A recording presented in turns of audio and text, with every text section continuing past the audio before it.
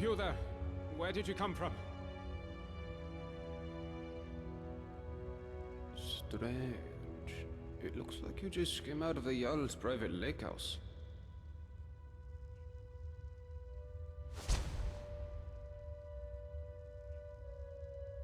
Yeah, well, just make sure you don't get lost in anyone else's home. Live by our laws here, and we'll all get along just fine. Don't hurt anyone, don't steal anything. Same as anywhere else. Only the punishment here is much, much worse. The Jarl can tell you more, and help you get settled in. Might even have some quarters for you. I can take you to him if you like. Suit yourself. You'll find him at the top of the citadel. He's got the whole floor to himself. And his daughter. And if you have any questions about this place, I talked to Broll the Scholar. He seems to know a lot about a lot of things. See you around.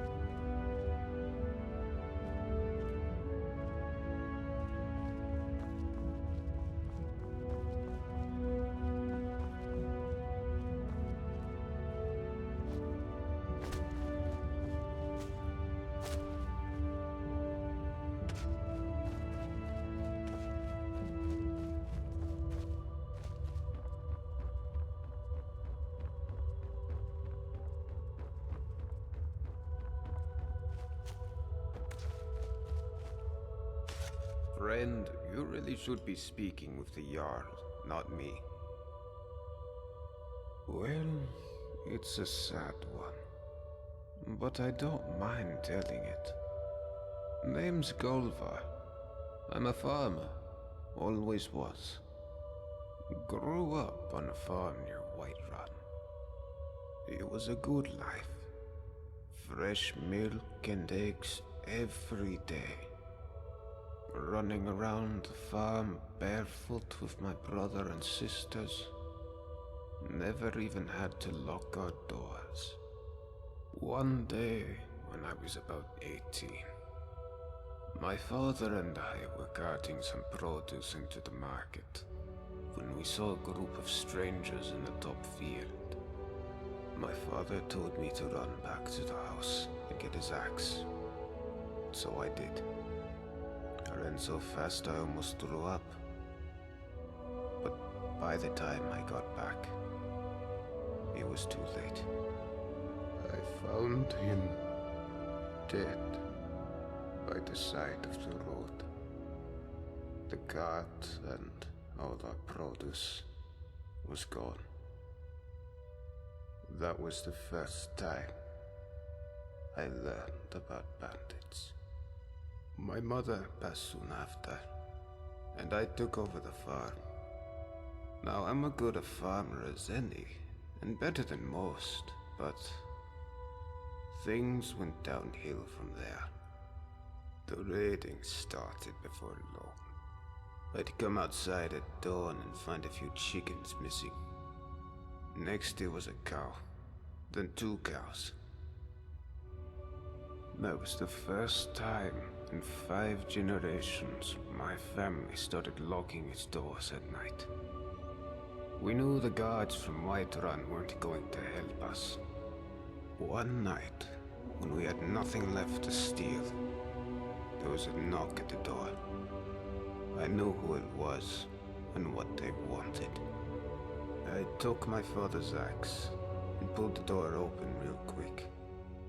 Before he knew it, that bandit had my father's axe right down the middle of his skull. But there were more of them. I never saw how many, because the next thing I knew, I was waking up with a mouth full of dirt and lungs full of smoke. My home was burned to rubble. My family slaughtered like cattle. And they left me alive to see what they'd done. It still burns whenever I think about it. Well, at least I got one of the bastards. Cleaved that grin of his right in half. Sometimes it helps me get to sleep at night. Sometimes. Anyhow, after that I drifted some. Took odd jobs around Falkreath. But nothing seemed to work out. And then I guess I got desperate. I started taking things. Just small things. Carrots and cabbages. Just enough to survive. I wasn't proud of it. And then one day, I watched myself break into some guy's farmhouse and help myself to his things. And I guess I realized what I'd become. Next thing I knew, I was looking for a place to die. And I found the entrance to this place. And that shaft. And I started my life over again. Well, I'm a farmer, but the land I work isn't mine. Metellus had declared himself Jarl and claimed all the farmland before I got here. I'm not. All I've ever wanted was to make a living by working the land. But it seems someone always has to go and steal the fruits of my labor. That bloody Jarl. He's no better than the bandits who destroyed my life. Only difference is he uses words instead of weapons. But he'll get his. One day. Just do me a favor and keep that last part to yourself, would you? Don't know why you're asking me. Don't know if there's a way out, and don't care. This is my home now. Not even a dozen bandits could drive me away. Fair enough. See you around.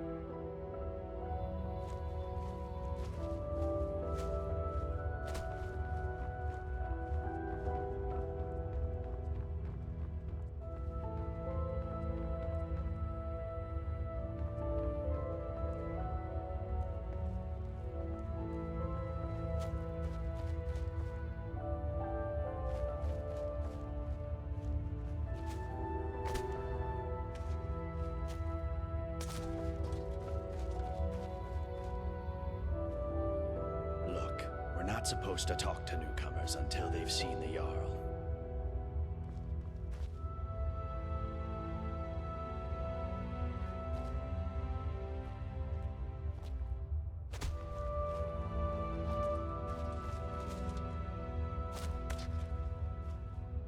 Welcome, love. My story? Oh, not much to tell, love. I just work the land, make sure we've got enough food for everyone. Can't afford to run out here, you know? It's hard work. Probably harder than being Jarl, but I don't mind it. Keeps me active as I'm getting on a bit. And I sleep soundly every night. No, love. I don't think he works hard at all. And I'd say the same to his face if I ever saw him. But he's always hiding up there in his citadel, doing... You know what? I'm not even sure what he does. I know he doesn't keep order.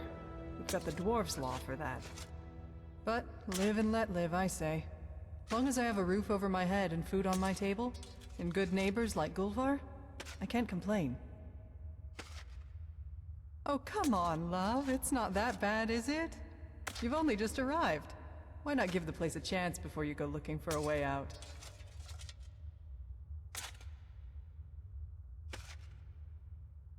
That's more like it.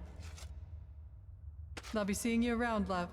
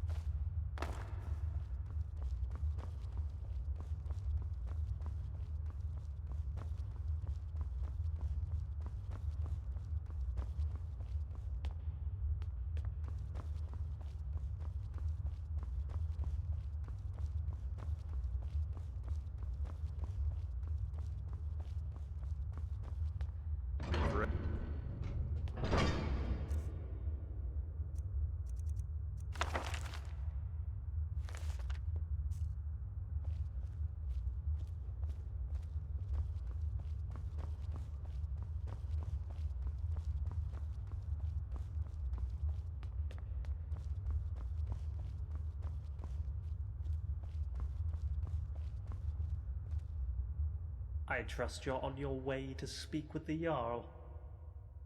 Name's Castellus Vitus, military engineer of the Imperial Legion.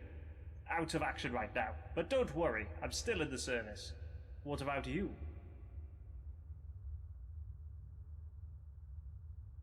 That's odd. You don't look like an Imperial. Can't be helped, I suppose. These days we've got to accept help wherever we can. Now, I expect you'll have questions about how this place runs. Happy to share what I've learnt. What did you want to know? Ah yes, my workshop. Well, of course, as an engineer through and through, I couldn't resist the urge to dismantle some of this dwarven technology. How complicated can it be, I thought. As it turns out, it's extremely complicated. You see these gleaming dwarven busts in every room? Well, I think I know what they are. They all seem to be connected to the pipes running all over the city and down the front of the citadel.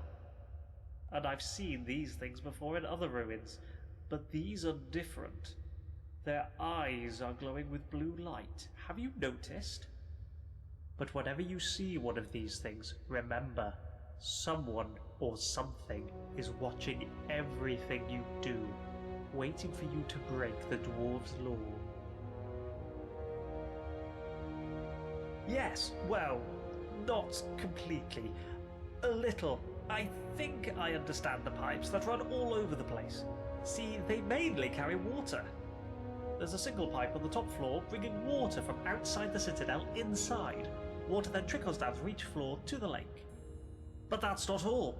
It seems the water flowing through these pipes causes these gears to rotate. And when that happens, they somehow create light. The dwarves were brilliant engineers. I doubt I could hold a candle to them. Not that I would need to, with all the lights in this place. Jarl's got me working on repairs to the citadel. This place was built to last, but it still needs an engineer's touch every now and then. Door hinges need to be oiled, cracks need to be patched up, and that bloody water pipe in the bathroom is constantly springing a leak. But it's a good idea to make yourself useful around here. No doubt the Jarl will make good use of your skills too, whatever those might be. Right you are.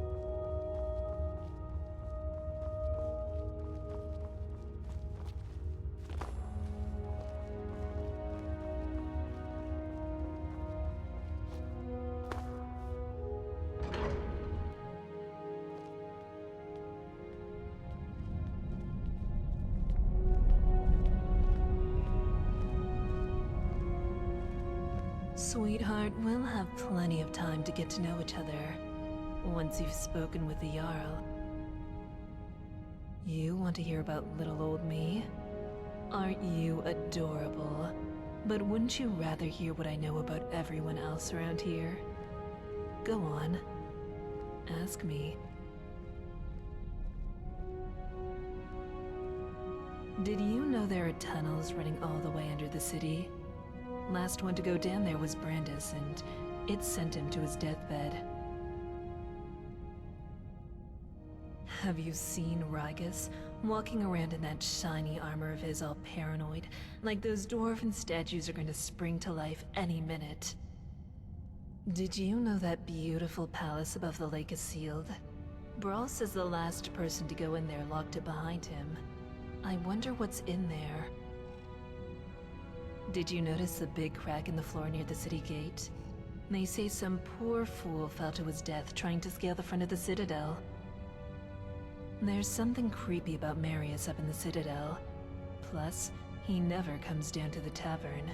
And you just can't trust a man who doesn't drink. Nobody here locks their door, except the Jarl. I hear there's a locked room on the top floor of the Citadel, but nobody's seen what's inside. Only one way out of this city, and that's through the bottom of a mug of moonshine, if you get me. Solve all your problems. At least for a while.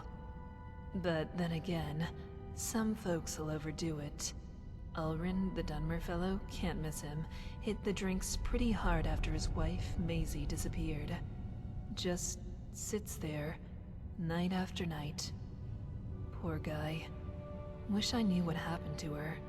Caught lots of people talking, but nobody seems to know anything. Odd. Take a good look. See anything you like?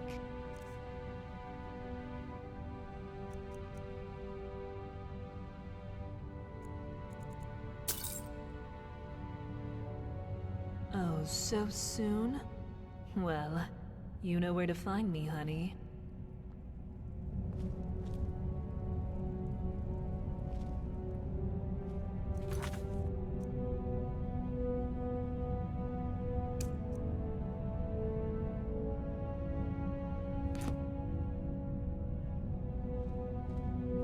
Friend, you really should be speaking with the Jarl, not me.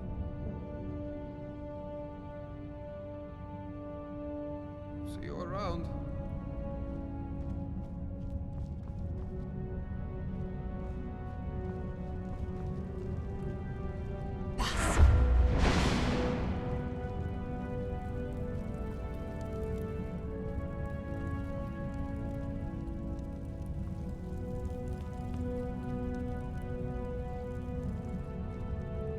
I trust you're on your way to speak with the Jarl.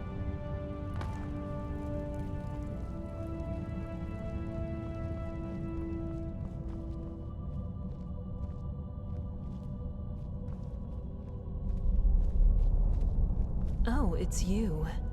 Hello again.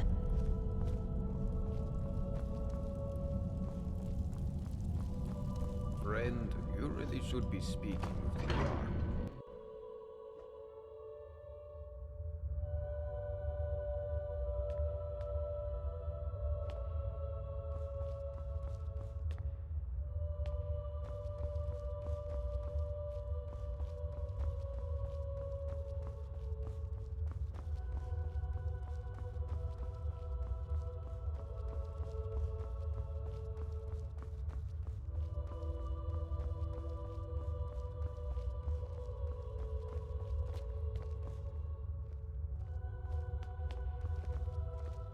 Have you spoken with the Jarl yet? My story? Well, I'm from Markarth originally. Started working at Kolskegga Mines as a lad, and after a while, the Silverbloods made me foreman. I was doing pretty well for myself, until somebody decided to knock me down the shaft into this place. I had a wife and son. Still up there, I suppose, though they probably think I'm long gone. But chin up, right? Meanwhile, I'm stuck down here, supervising workers to earn me keep, waiting for the day that I can get out of here and back to my life in Markarth. Well, I'd be lying if I said they're happy, but I'd also be lying if I said I cared. They're decent people and all, but they seem to have an hard time grasping that somebody around here's got to work the farms, or we all starve. Gulliver's the worst of the lot. Seems like a decent man at first, but he's got a temper on him. Once he told me he killed a man before he came here. He'll tell you, if you ask him. Of course, down here with the Dwarves Law, a bad temper could land us all in a lot of trouble. I'd keep an eye on that one, if I were you. I wish. Seems like dwarves designed this place to keep folk in, but the only thing that keeps me sane is thinking there has to be a way out. Alright, well I'll see you around.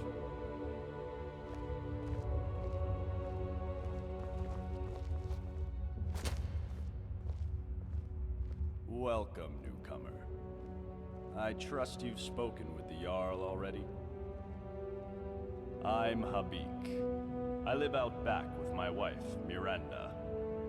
We used to live in solitude, but, we had to leave. Found this place by accident, like most. The Jarl needed someone to mind the store. So I volunteered.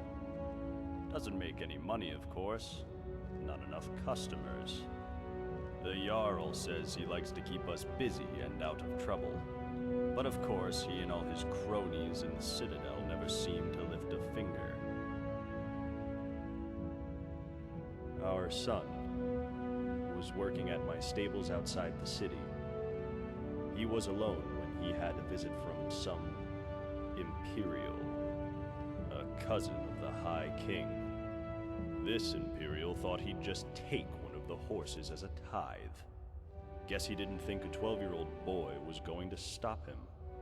But Limar wouldn't stand for it. And as the thief rode off, my son managed to shoot an arrow into his shoulder. But I wasn't there at the time. I came back from the market to find my son's body, trampled in the dirt. It was... I can't begin to describe it. I was shattered. I went straight to Torig's court and demanded justice. But I guess that word doesn't mean much to an Imperial. Instead, he seized my stables and told me if I ever set foot in Solitude again, my wife and I would end up the same way as Limar. So we left. Wandered Skyrim for a while, and eventually wound up here. I was hoping this place would be better. I was wrong.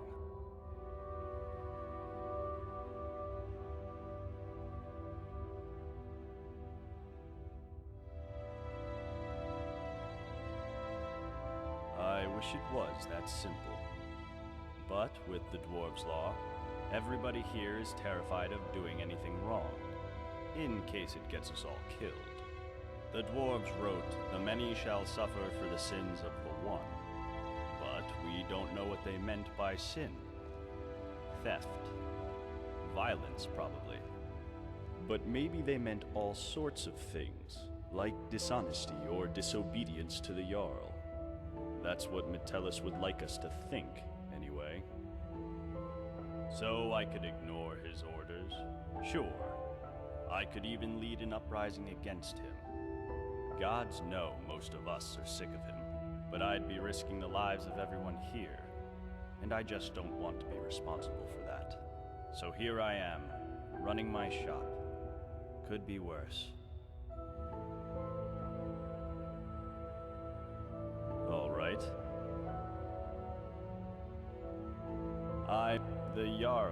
The Jarl says he likes to keep us busy and out of trouble. All right. No, I don't. But I'd wager that if anyone does know a way out, it's the Jarl. But of course, if he told anyone, he'd be ruling over an empty city. right? Thanks for stopping by.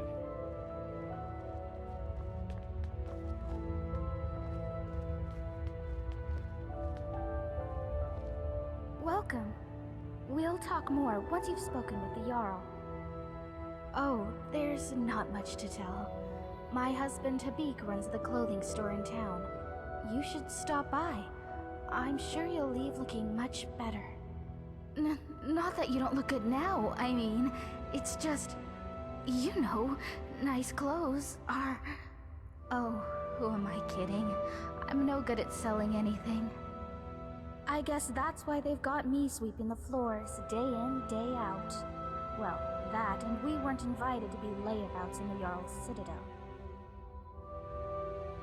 Did you see anyone working in the Citadel? I'll bet you didn't.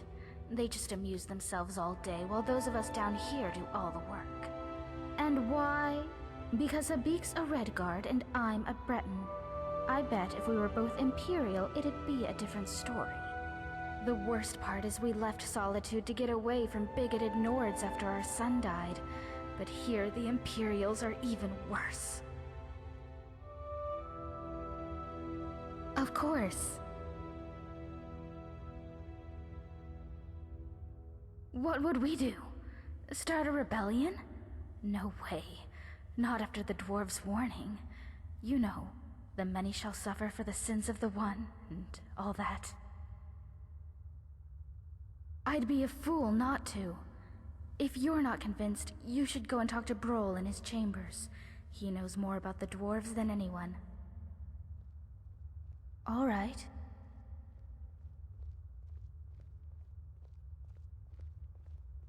Oh, no. I guess that's why they've... Did you... And why... The worst part is we left Solitude to get away from bigoted Nords after our son died. But here the Imperials are even worse. If I did, Habik and I probably wouldn't be here. But Ulrin's wife managed to escape a while back. He doesn't like to talk about it, but you might be able to get him to open up, I suppose. Nice to talk to you. See you soon.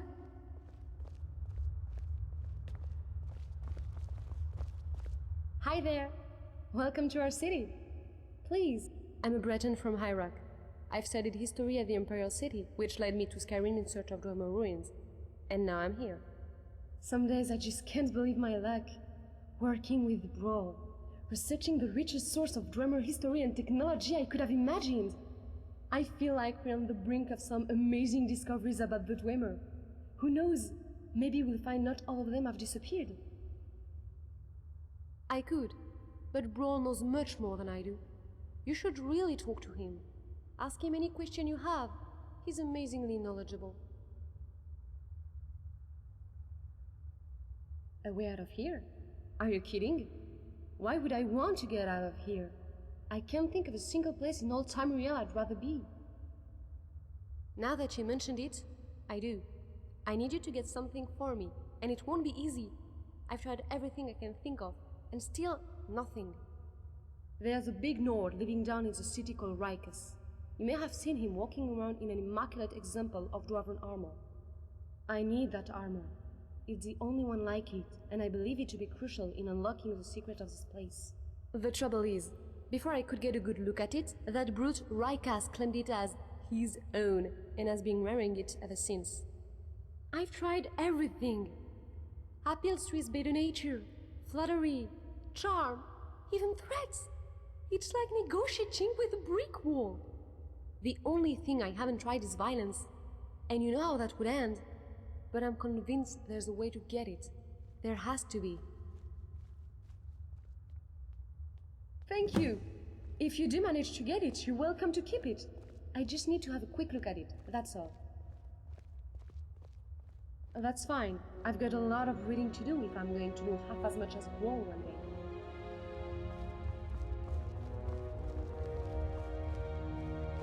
Welcome. Now, I trust you've had your chat with the Jarl. You wouldn't believe how often the new ones ask that question. But I'll tell you the same thing I tell everyone else. There are much worse places to live out your days. You I'd have a few sleepless nights thinking about the dwarves' law. But once you get used to the fear, knowing that a single slip-up could cost you everything, it's not too bad. Nothing new to me, anyways. The many shall suffer for the sins of the one. And that's about all I know. You should go and talk to Brawl in his chambers if you want to know more. Well, come on back anytime you like.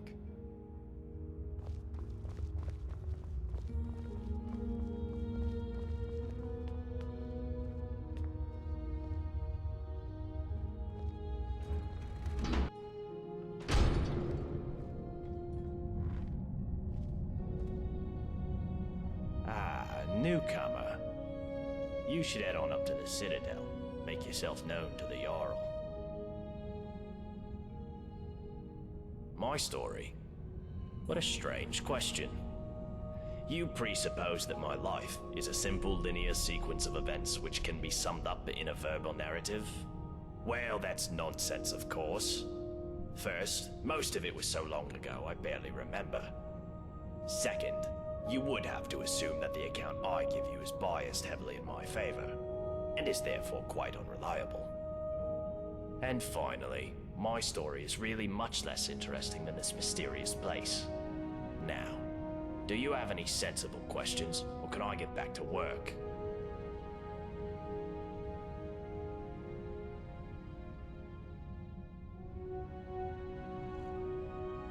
Well, why didn't you say so? I researched Dwarven history and technology, and I'm originally from Kragenmoor in Morrowind. Any other questions?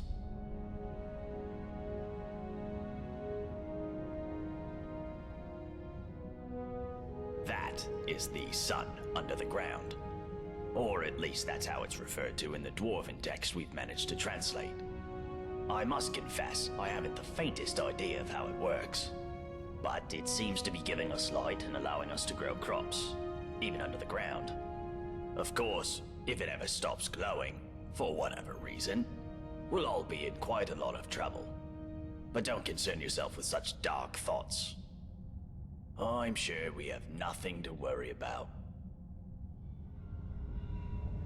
Well, the dwarves who built this city left inscriptions in the Citadel, which translate to, "The many shall suffer for the sins of the one."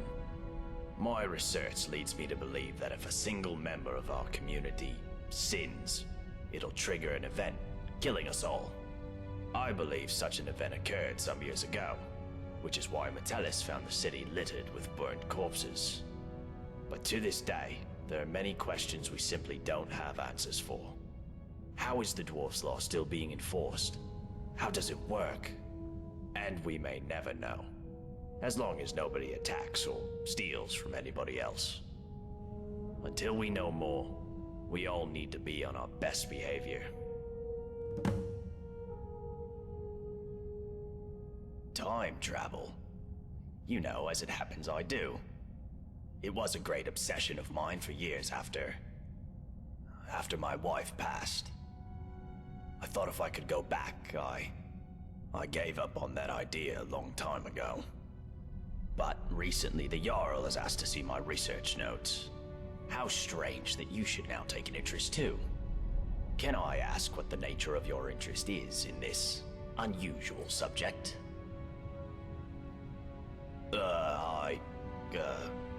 I don't quite know what to say to that. How can I put this charitably? Perhaps you're tired and emotional and need some rest.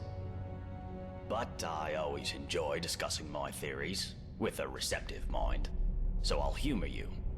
What did you want to ask? For argument's sake, if you found yourself in that position, you'd have only two options. To live out your days in the past, or force a paradox. A paradox, you see, would involve changing the past so as to prevent the events which caused you to travel back in time in the first place. But you'd be taking a big risk by doing that. Who knows what the consequences would be? Some say that whatever you do, it will lead you right back to the future that took you back in time in the first place. an eternal loop, if you will. But me, I believe that creating a paradox should fling you back to your original time, having changed the past for you and everyone else. Well, let's say for argument's sake that you really have traveled here from the future. You could create a paradox in a few different ways. Essentially, you could do anything that would remove your means or motivation to return to the past. For example, you came here to achieve some goal. Achieving that goal would mean you will never have been motivated to come here. A paradox. Or, if the thing that allowed you to travel back in time is still here, as a past version of itself, you could simply destroy it, I suppose. That would mean, of course, that you will never have been able to travel back in time. Another paradox. But doing so could have terrible consequences. But if you really are from the future, as unlikely as that is, telling me or anybody else what happens next could have disastrous consequences too. I think it's best if we talk about something else. Now that's an interesting question. I personally don't know any way out, no. However, I have a theory. It's more of a hypothesis, really. My thinking is that if there was a way out of here, the dwarves who built this place must have known about it. True, but we can learn all sorts of things about them from what they left behind. Inscriptions, architecture, relics, statues.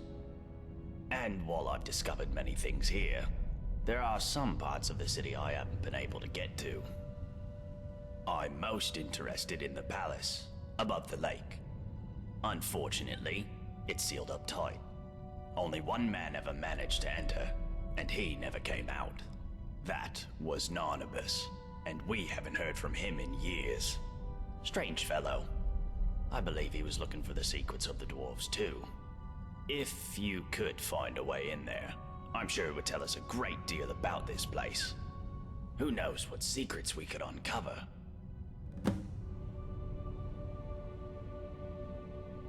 Very well. Come back if you think of any questions about something you discover.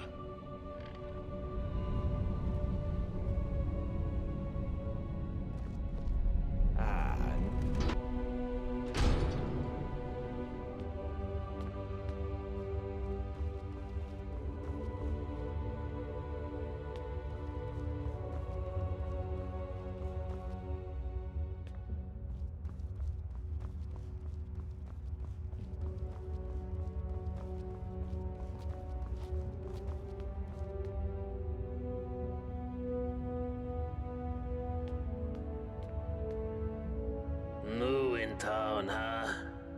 Better go and see the Jarl before you start any trouble. Get out of my face, milk drinker. My problem is that I'm the only one around here whose head isn't buried in the sand. That's my problem. I mean, everyone acts like nothing's wrong. But we're one stupid mistake away from being wiped out, like the last lot of people who lived here. Seems like I'm the only one ready for what's coming, whatever that is. And when it hits, it's every man for himself. You've been warned.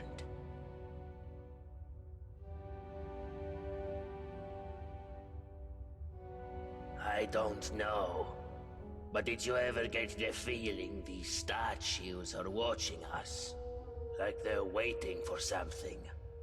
I don't like it.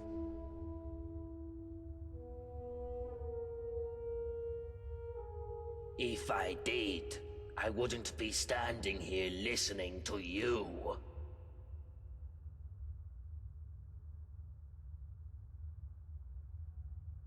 Uh-huh.